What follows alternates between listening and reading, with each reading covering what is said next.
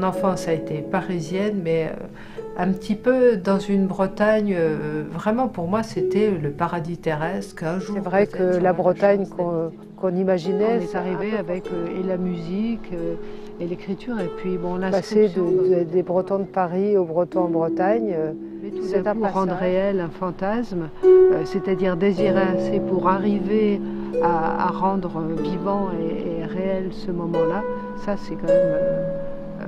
oui, c'est vraiment quelque chose de fabuleux. Mes parents étaient venus à Paris faire leurs études supérieures, ils y sont restés pour le travail. Donc toute notre famille, moi et ma sœur et mes 4 frères, nous avons passé une enfance parisienne, mais qui était totalement bretonne. Puisque en fait, mes parents, ayant le souci qu'on apprenne le breton, qui pour eux était une langue très importante, et qu'ils avaient appris eux-mêmes bien que breton, ils ont appris ça eux-mêmes à Paris. La mère de mon père était bretonnante, mais avait abandonné sa langue et mon père a eu le souci de l'apprendre.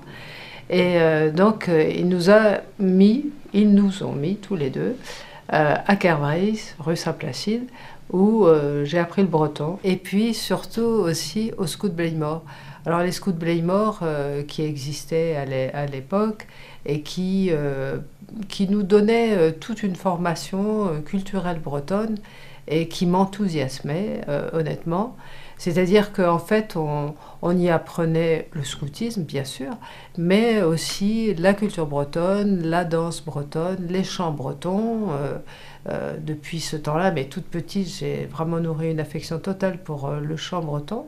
Armen du, au caredrin abaweder, abawe kenta deiz arbid, varhoaz ken star temezokaret, makol en alon iriochoaz. Az edalchet, tu alocaron, et l'eriou nous en netrauto, en oleve d'agachom d'agroui, hag epeptuiou a nebler.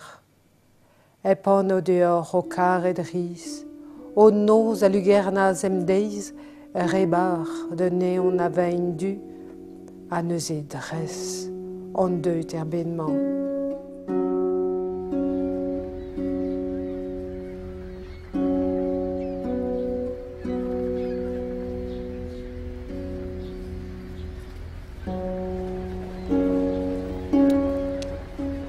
L'intérêt de la langue bretonne, pour moi, ça a été ça aussi. C'était le fait que c'était une langue que je ne possédais pas au départ et qui est devenue, oui, mon ailleurs, enfin ma façon de... une façon de dire qui m'était inconnue et qui m'était en même temps donnée, quelque chose comme ça, quoi.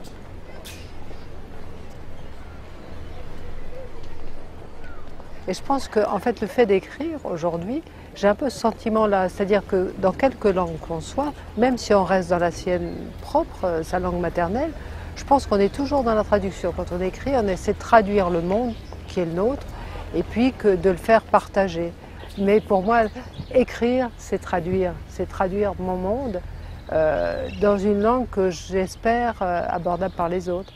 Et l'écriture, c'est ça, c'est oser écrire une page, c'est carrément... ça peut être mortel, mais faut y aller parce que ça s'impose et que sans ça, on ne vit pas, voilà. Enfin, moi, je ne vis pas, en tout cas.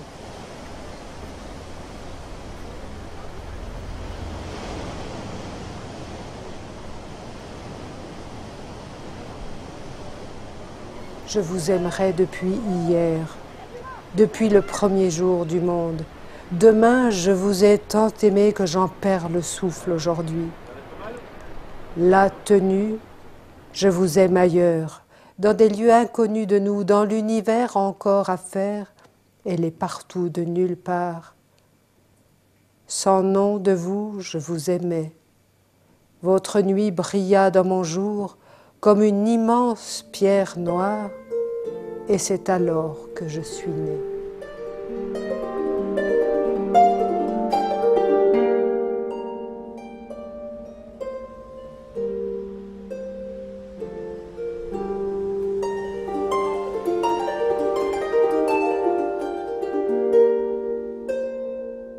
Avec Dodi, c'est une complicité. C'est vrai qu'on a une grande complicité depuis très longtemps. Très longtemps, ouais. Parce qu'Anaïque était un grand personnage en Bretagne. Elle parle breton, en plus elle écrit en breton, ce qui est quand même assez précieux. Il faut préserver dans chaque région du monde la culture et ce que donnent les gens. Surtout qu'on ne s'en aille de cette uniformisation qui est épouvantable. C'est la mort de l'être humain. Chaque langue doit être préservée dans le monde. C'est important. Oui, puis je pense aussi qu'on n'a pas de chance parce qu'en France, les gens ne lisent pas de poésie. Dans tous les autres pays du monde, on lit énormément de poésie. En France, non. Moi, je me rappelle au Pays de Galles, voir 10 000 personnes par jour à l'Essesfod parce qu'on lit de la poésie en gallois, c'est fascinant. Mais il y a des tas de pays où ça se passe comme ça. Et je crois qu'il y a vraiment qu'en France où on boude ça. Bon.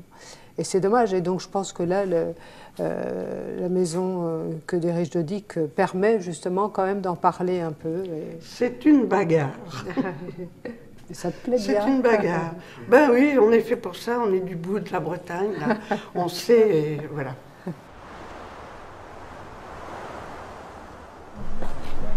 Donc c'est le château de la Briantais. Le projet, c'était en fait de comprendre le monde contemporain. Donc ça passait par la philosophie, la littérature, c'était les grands domaines. Et puis un tout petit peu la théologie parfois, la philosophie. Et donc voilà, on a eu des gens comme Stanislas Breton, mais on a eu aussi Hubert Reeves, on a eu Jacquard, enfin, qui posaient des questions sur l'éthique finalement.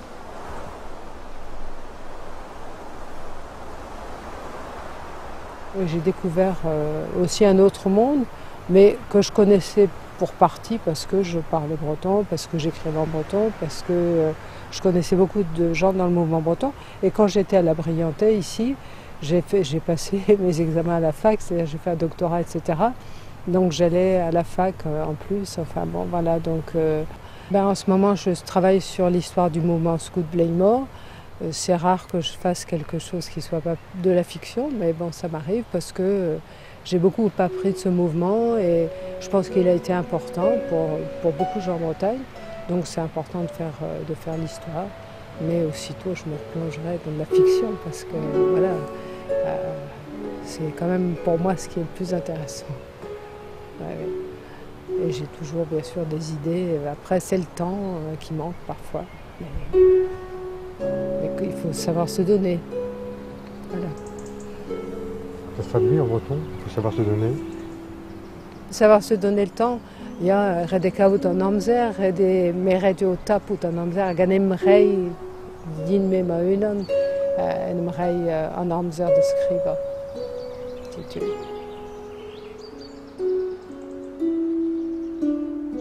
J'ai eu la chance que le père d'Alan Steven, Georges Cochevelou, que j'ai connu bien sûr, et il avait accepté de me faire une harpe. Et il en a fait très peu. Et c'est vraiment un bel instrument, un bon instrument. Je trouve que dans toutes les maisons, il devrait y avoir un instrument pour avoir le bonheur de faire de la musique. Et ça aide vraiment à vivre.